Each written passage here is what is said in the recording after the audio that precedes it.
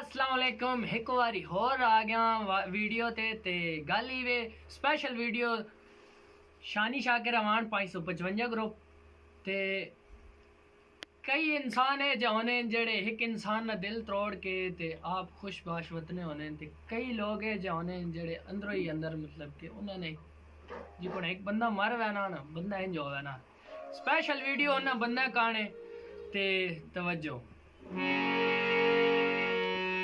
असां डोला तेनू रखिया सजरे गुलाब वांगू तू सानू अड़ गया है कच्ची शराब असां डोला तेनू रखिया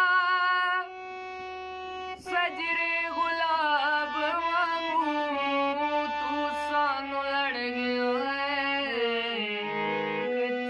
शराब ता उम्र में नहीं वसदा ता उम्र में नहीं वसदा इंज दा उजाड़े आखे लगते सन छोड़े उम्र दा